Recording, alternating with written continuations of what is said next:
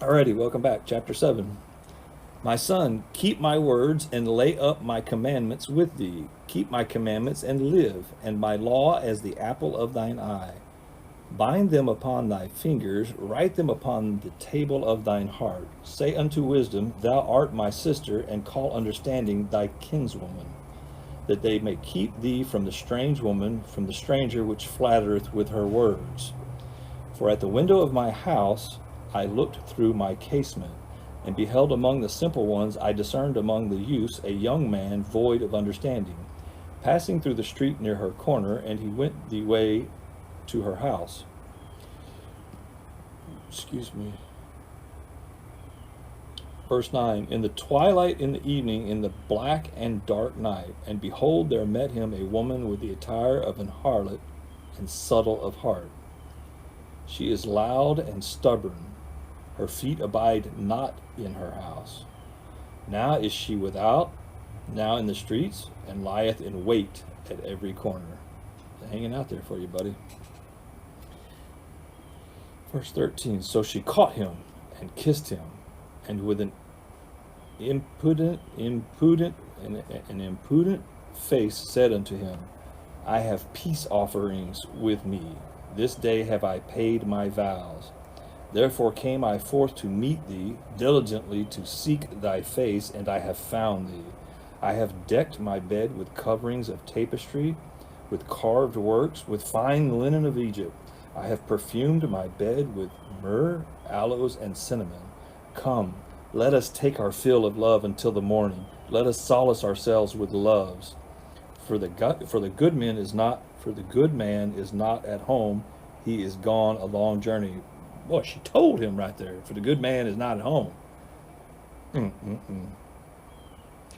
gonna stop right there for a second. Right there after verse 19. This reminds me of a pastor I heard preaching a sermon, and he brought up the point that what's the fellow doing out on the street at dark? Clearly, in the way this is written, it's dark. And yeah, she's laying out on the corner, almost like setting a trap. I don't know how you want to perceive it. That's my interpretation. And but the question that the pastor was bringing up is, well, if you was home where you belonged, or it's let's just say 10 o'clock at night. It doesn't say, but it's dark. It says that. So what are you doing out there?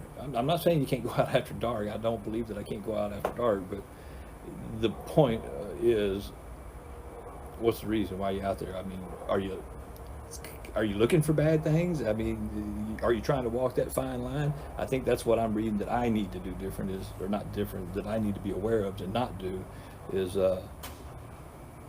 don't put myself in that situation to begin with, and then it doesn't matter with me if she's actually on the corner, because I wouldn't know. Amen. So don't try to avoid the situations. Let's put it that way.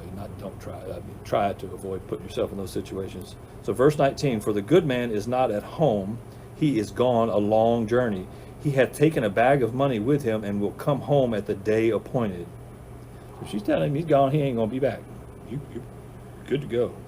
Verse 21, with her much fair speech she caused him to yield. With the flattering of her lips she forced him. He goeth after her straightway as an ox goeth to the slaughter, or as a fool to the correction of the stocks, till a dart strike through his liver, as a bird hasteth to the snare, and knoweth not that it is for his life. Hearken unto me now, therefore, O ye children, and attend to the words of my mouth. Let not thine heart decline to her ways, go not astray in her paths, for she hath cast down many wounded, yea, many strong men have been slain by her. Her house is the way to hell, going down to the chambers of death. It's a dangerous situation. I don't see how that could be interpreted any other way. So that's it for chapter 7. Come join me in chapter 8.